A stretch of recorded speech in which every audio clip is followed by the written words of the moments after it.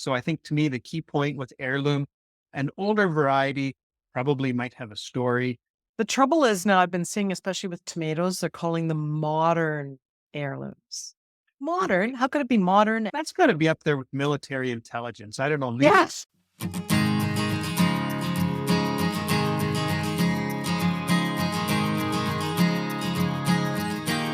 You're listening to the Food Garden Life Show, the show that helps you grow food, whether it's on a balcony, in a backyard, or bigger. I'm your host, Stephen Biggs. And I'm your host, Donna. Together, we talk with gardening experts and we talk about what we've done in our years in the horticultural trade. We're trying to help you bend the rules and grow food in a way that suits you and your growing zone. Welcome to Season 7, Episode 2. And today we will be talking about what Donna and I like to call seed smarts. So all of the terminology, all of the lingo that's really helpful as you begin to shop for seeds. And this is a topic that's dear to our heart because Donna and I love growing seeds.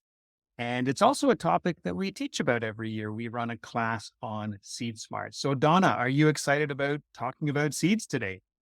You know, Steve, there are so many interpretations for almost every term we've come up with. So I'm looking forward to bantering with you about seeds. That's what I'm looking forward to. All right, good. And of course, we don't agree on everything too. And I suspect that will come out in our chat today. But let's dig right in. So we've got all of these terms that people are likely to come across as they start to seed shop. And whether you're shopping from an old fashioned print catalog, whether you're shopping from the web, we've cherry picked some of these words that you're likely to come across. So, what's the first one on your list, Donna? The word annual. And you would be so surprised how many people ask me, what is an annual plant? Well, that's something that you start, it blooms, it seeds, and it's done before winter. So it's just a fast thing. You have to plant them every year. That's why they're called annuals. Excellent. Okay, so we're talking about a plant that has a 1 year life cycle. Now, I think I have something that I'll add to that, Okay. which is that sometimes with annuals, this is where it can get confusing for people as they just get into gardening. Sometimes when we use the term annual, we're describing something that lives more than 1 year in a warmer climate. But That's true. we're up here in cold Canada, we get a winter and it kills it. So a good example of something that we call an annual, but it really isn't, would be say a fuchsia or maybe a geranium. These are things that they would live for more than 1 year, but Or our even a cold pepper winters, plant. or a Even a- pepper plant. Yeah, Yeah. example. Yeah. But our Mhm. cold winters smoke them. Yeah. But the clue is they are able to flower in the first year and produce seed all within that one summer season. And I think if your plant does that for you, regardless of what it does in the rest of the world, Hawaii or South Africa, if it does that for you, it's an annual in your household. Okay. So we've covered annual. So I think the next thing that's the logical progression here would be biennial. What do you tell people about biennials? Now, why is it my turn again? A biennial is a plant that doesn't flower till the second year. So a carrot is a biennial. And that's why most carrots, for instance, are grown in warmer places, because only our very tiny seed sources here in Canada will take that effort to save a seed, rebloom it the second year, and then produce the flower. So a carrot's probably the most obvious example. That's a good one. Yeah. And so for home gardeners interested in saving your own seed, a biennial, it does take that extra year, that extra step. And I know in my own garden, I don't find it's always practicable to save seed from biennials. Okay, let me just throw in here, Donna, an example of a biennial that I love, which is Swiss chard. So Oh, it wants to bloom in year 2. And that makes it such a good leafy green for year 1 because it doesn't try to go to seed. So you get leaves all summer. good point. Well, botanical name, how do you define that, Steve? Gosh. Well, so botanical name, or some people use scientific name or Latin name, but it is the Or binomial? or binomial. Yeah. So it's this two So part confusing. name that is used to identify plants. And so definitely when we're seed shopping, we come across these botanical names quite often. And, I'm not the type of gardener who memorizes these botanical names and spits them out left, right, and center, but they can be useful when there's more than one plant with the same name. Something like bluebell crops up for many plants. So that's where this botanical name can be really useful. So botanical name, scientific name, Latin name. Anything you'd add to that, Donna? I would say by and large, for vegetables especially, just forget about it. Don't worry about the Latin names. They sort of loosely put them in order of common names in the seed catalogs where they have arugula first and later they have beets and then carrots. So it sort of goes by common name in the catalog. So I wouldn't Yeah, worry too much about it. I think of it really a binomial is something like a first name and a last name. So your whole family, you're all bigs. Your dad's a big, your kids are bigs, your wife is a bigs, but you all have your individual little characteristics. So you're Stephen Biggs and others are, Shelley Biggs. So you have different, that's kind of how the binomial works for me. But for vegetables, let's forget about it. I don't think people are going to need to know.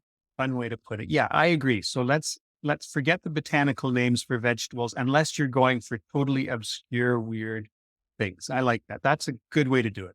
One other thing I should say is when you're growing squash, because the different types of squash will not cross with each other, but they'll cross with the same group. So if you're really wanting to save seeds of squash, you should pay a little more attention to this, but virtually forget it otherwise. Nice. Okay. And that takes me on my list, the term cotyledon, because you'll see Mhm. this technical sounding term pop up sometimes in seed catalogs, especially as they talk about transplanting and they'll talk about cotyledon leaves.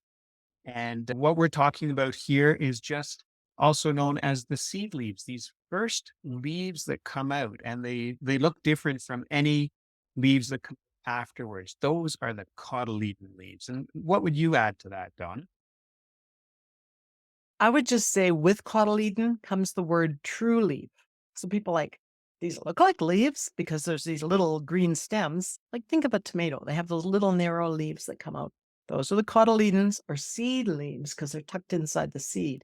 But the very next leaf is a true leaf and they'll be completely different. So the true leaf on a cilantro is not going to look like a true leaf on a basil. So once you get your true leaves, the indication is that's when you can start transplanting. And that's why we use these weird words, not because we're trying to confuse gardeners, but because once you get a true leaf, you're in business, you start transplanting. I like. Mm. So cultivar, oh my gosh, you put it very nicely. It's a cultivated variety. So they kind of condense those two words. It's cultivated and it's a variety. But a lot of people still use that word variety. It's interesting. So, because we're trained in horticulture, we were taught to use this term cultivar. Mm. But in the last little while, I've found myself just using variety because what I found is that sometimes when people are new to gardening, this term cultivar can throw them off. And so I've just started using variety. I know people will disagree with me, but I think when we're communicating about gardening, we want to make it as accessible to as many people as possible. So for me these days, I'm talking about varieties.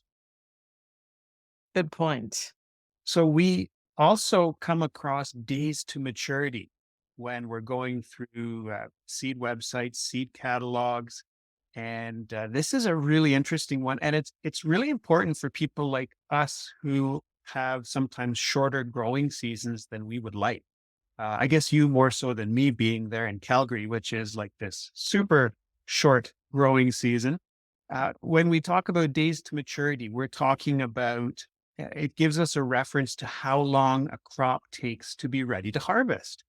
And so for you in Calgary, you'd pick a tomato variety that has fewer days to maturity than me here in Toronto because your growing season is shorter. And It's true. But remember when I lived in Grand Prairie 100 years ago, the snow was still on the ground on the May long weekend. The next weekend, I planted corn. A month later, the corn was flowering and I harvested corn in Grand Prairie because the days were so long. So yeah, there's so many other complications that come into it. And that's why you can't really choose a thing based on its days to maturity. You can just compare it to the other ones. So if you have a tomato that's 120 days to maturity and one that's 80, because we're in a northern climate, we'll tend to go to a shorter day. But really, if you're living up north, your whole season is compressed into such a small window. And I think you know, these terms can be confusing. So just do a straight across comparison. Something is shorter days, probably Yeah. faster growing. It will never be those exact number of days. I think that's our point, right? It'll never be 90 days. You can't set your watch, diarize it in your calendar, and hope to go back and pick a carrot that day. That's not what it means. It just means compared to all the other things grown at the same time in the same place, it's going to be shorter. Maybe a good way to sum that up would be just to say that it is a relative reference. So, Relative. yeah. Mhm. That's a good one. Mhm. Okay. Well, we often talk about crops that we direct sow or that we direct seed. And I think this is a good thing to be aware of because some crops just don't do too well when we try to start them indoors. You really will get the best results if you sow them or seed them directly into the garden. And by the way, there's an interesting note. I remember working in the trade, and in certain parts of the country, people talk about planting a crop, and in other parts of the country, people seed a crop. But anyway, I digress. And when we talk about direct seeding, direct sowing, you want that on your radar because some things just aren't worth starting inside. And sometimes it'll tell you this when you're on seed websites or in seed catalogs. All right, so let's talk about germination rate Yeah. then. Most commercial companies will test their crops. So you'll see on your seed packet 89% germination or 99% germination. But that time bomb starts ticking from the minute they package them. Tick, tick, tick, tick, tick. So if you've kept it at home for 3 years, say onions are very, very quick to lose their ability to germinate. The seed itself just dies. So germination kind of rate is something the commercial companies will do, but that changes as soon as you take possession of that seed. Yeah. Yeah. And I think the key thing for a home gardener who is ordering seed is to understand that when you get the packets and you see these rates printed on the packets, that's what that is. They've done a test of that seed for that year. But like Donna says, I love the way you describe that as a ticking time bomb because it can go down quite quickly. And I know the one that always comes to mind for me is parsnip, because when I've Mm, tried being cheap and saving parsnip seeds in the past, I'll get almost a 0% germination rate after just 1 year. It really mhm. does go down quickly. Yeah, and people say, "How long can I save my seed?" Well, you can do your own germination test. If you save your tomato seed, you can put 10 seeds on damp paper towel, roll it up into a baggie, take it out, and after a few days, you'll start to see seeds germinating, and you just count up. If you have 8 out of 9 germinating, that's an 80% rate. So go ahead, plant the other ones. Even if you only have a 1 out of 10, if it's a really rare plant, I don't throw away that piece of paper towel. That one that's germinated, I'll take it out, say a pepper that you've been saving your own seeds. If you want to grow that on, just cut it right off that piece of paper towel and pot it up because you even with 10% germination, you do get one seedling out of every 10 seeds. So it's something if you're Still some. desperate. Yeah. Oh, okay. Hardy annual. Now I covered annual. So how do you cover hardy annual? What do you think about that, Steve? Well, when we talk sometimes about hardy annuals or about tender annuals, and all we're talking about is whether these plants will tolerate cooler temperatures or whether they just wilt really quickly in cool temperatures. So thinking about some annual crops for the vegetable garden, when we talk about the whole cabbage family, those are very tolerant of cooler temperatures. So that's a good example of a hardy annual. Talking about something that's tender, think about basil. It just the least Mhm. little snip of cool weather and it will start dropping its leaves and wilting. So that would be my take on it. What would you add to that? So a hardy annual is just something that is going to survive even if you get just a bit of frost. Whereas a tender annual, as you said, basil, good example, they just can't survive. So even a cooler night in a greenhouse, basil starts to go downhill. Donna, it's basil. I have to tell you, it's basil, not basil. Oh, I don't know, Steve. Got to look it up on Google Translate. You'll see it's basil. All right. So next up is one that we both pronounce the same, heirloom. And this is a term that I see a lot. A lot of people are really interested in growing what's called heirloom varieties in the garden. And a lot of seed sellers are carrying heirloom varieties. So the thing with heirloom is it's one of these terms. The definition can vary a little bit depending who you ask, but I think in general, when we're talking about an heirloom variety, we're talking about something that's been around for a while. It has a history. I've And even heard since 1940. Like it has to have been before 1940. oh, I haven't heard that one. I think I heard 50 years, but again, this is a definition that will change depending who you ask. So I think to me, the key point with heirloom, an older variety probably might have a story, and an open pollinated variety that one could perpetuate on your own if you wanted. The trouble is now I've been seeing, especially with tomatoes, they're calling them modern heirlooms. Modern? How could it be modern and an heirloom? Kind of like mid-century modern furniture. It's not modern. It was modern then. So it's an antique sort of now. An heirloom and an antique are sort of the same. Anyway, I find that funny. I actually asked a tomato breeder, what are you talking about? What is a modern heirloom? What they told me, they said that, well, if you keep growing on from the same seed 7 to 9 generations, if it comes true, then you just said the word open pollinated, but they don't use that word. They call it a modern heirloom. So That's got to be up there with military intelligence. I don't know, yes. marketers, right? Wow. All right. Are we up to monoecious? Yeah, you lead the charge there. Okay, so we have dioecious and monoecious. And the word di, dioecious, means like divorce. You're living in two houses. So one plant will have the male flower and one plant will have the female flower, and that's a dioecious plant. Monoecious is two separate flowers, but all on the same plant. Coming up, we have more lingo for you. Common names, hardening off, hybrids, and more. That's coming up in just a moment.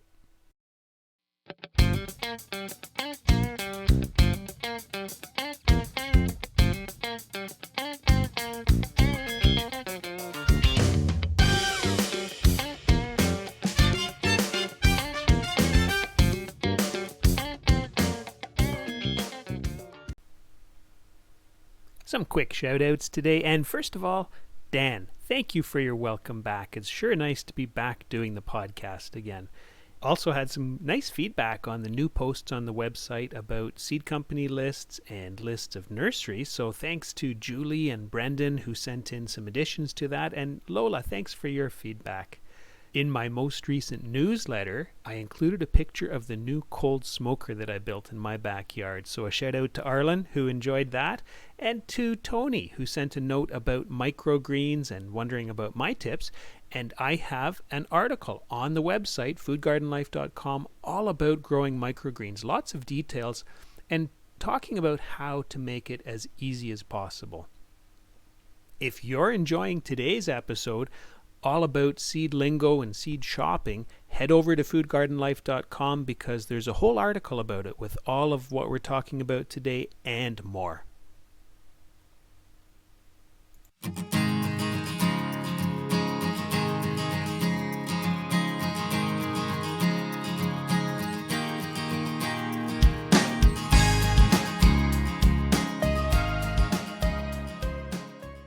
You're listening to the Food Garden Life Show, the show that brings together gardening, food, and the human story. Now, Donna and I will get back to our chat about seed lingo, seed terminology, and seed shopping. All right. What's next on your list? Common name. All right. It can be variable. Common name changes. You'll see things called, what's another common one? Oh, courgette is sometimes how they call zucchini. I just call it zucchini. It's the same. It's a common name in England to call it a courgette, or maybe it's in French. I don't know. But in English, in French and in courgette. the UK. And I have to say that when my kids were smaller and they wouldn't eat zucchini, I would serve them zucchini and say, "Hey guys, I got something new today. We're having courgette for dinner." Exactly. So a common name can change with the regions, it can change with countries. So just be aware that if you see a name you don't recognize, it might be something you already know. So I think that's funny. That's the common name. One more thing, vegetable I can think of with more than one common name is eggplant, which in French and again in the UK they call aubergine. And I've also tried that same trick on my kids, serving them eggplant, saying, "Hey guys, we got aubergine tonight," but I tell you, it didn't work. They recognized it.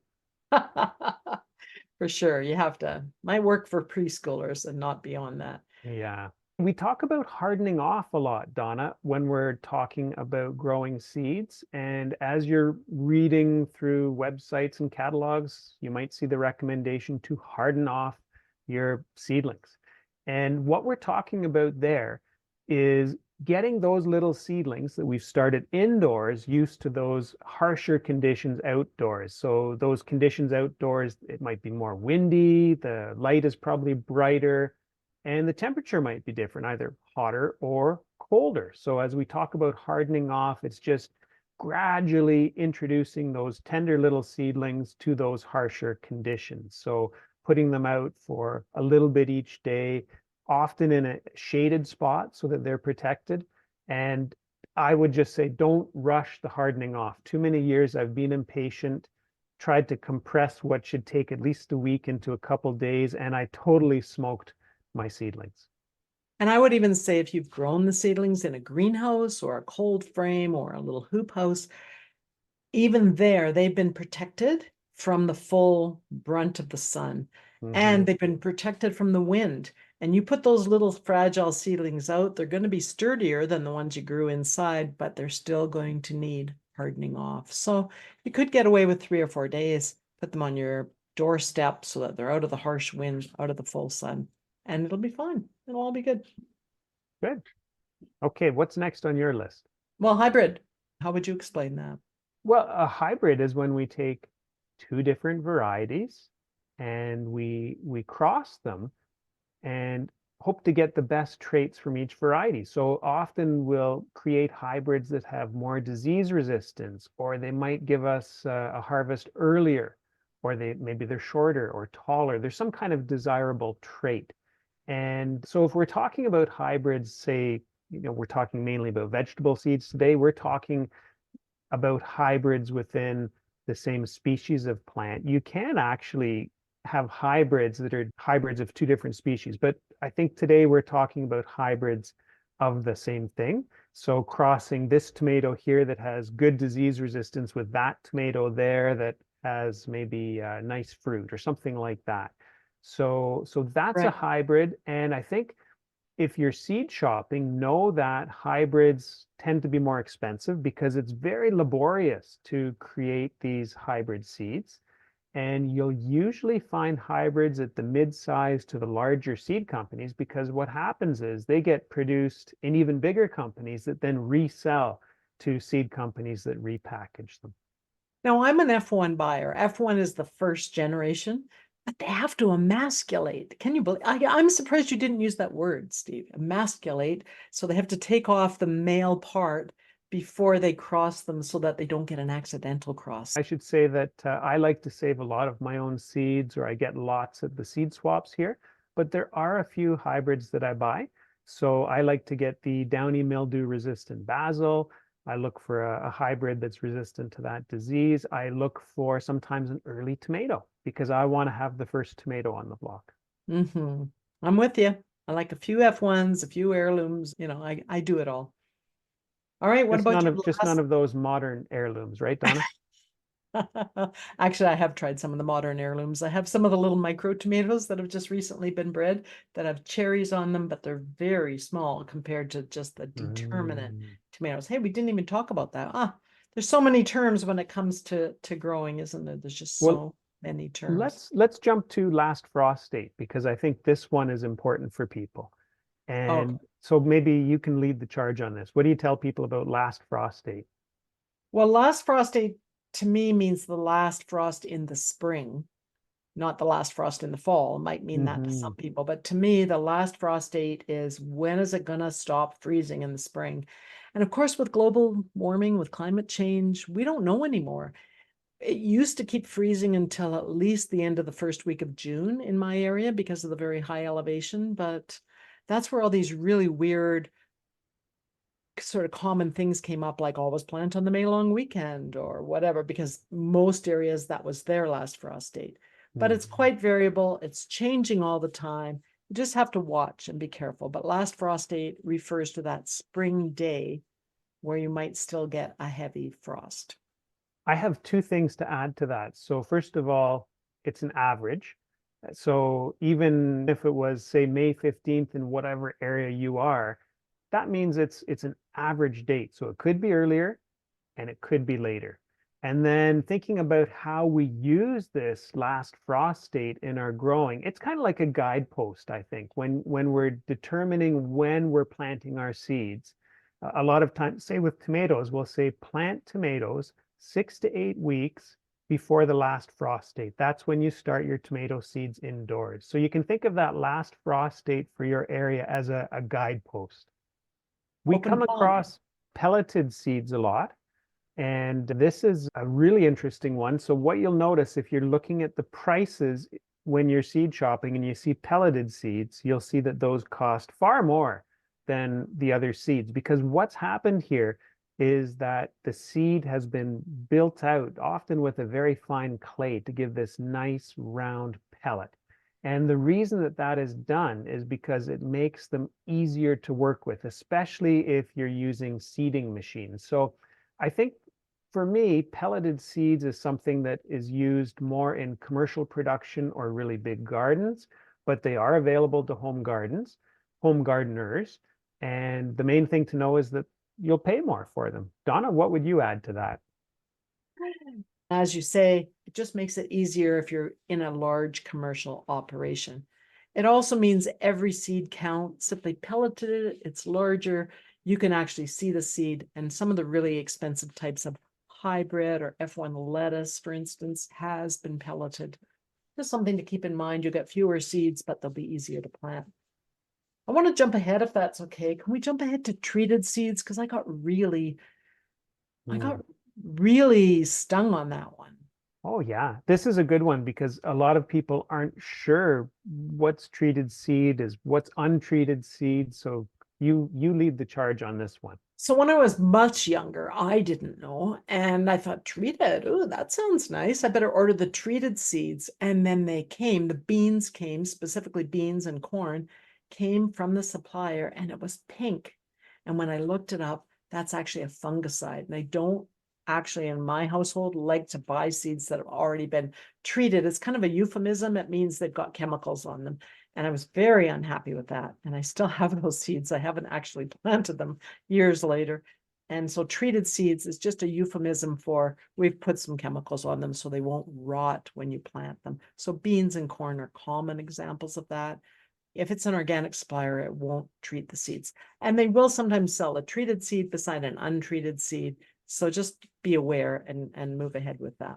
Yeah, and that brings up a good question. Sometimes people ask me, well, is an untreated seed therefore organic?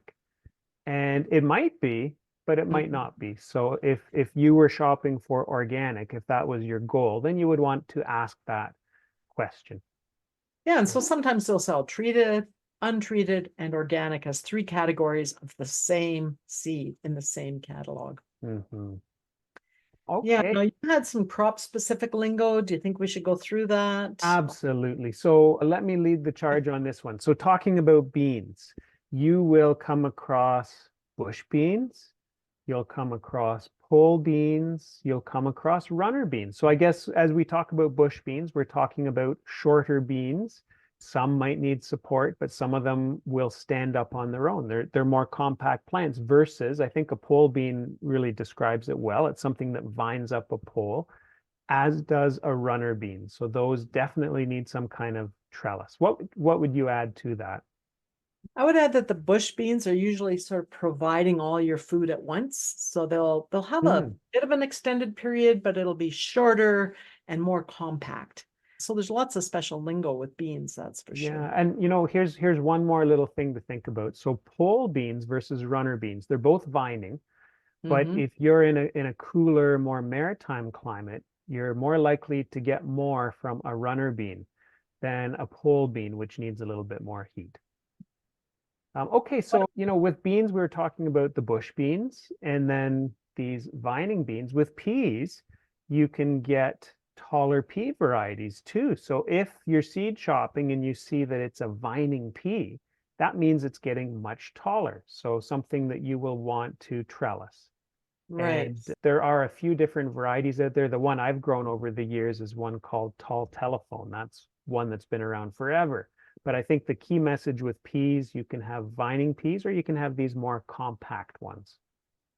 And even the ones that are 24 inches tall of peas, if you plant 2 rows together, they'll sort of tangle among each other and they don't really need support. But if you did something like Oregon Giant, which is an edible potted pea, it's going to get 2 meters tall. So you Yeah. really have to have somewhere for it to grow. And also, they'll keep producing new flowers and new fruits as they get taller, which is good because my dog learned to pick peas and she can only pick the lower peas. So I like those tall Oregon Giants. Nice. Okay, so still talking about the way plants grow, when it comes to the squash family, sometimes you'll see vining squash versus bush squash.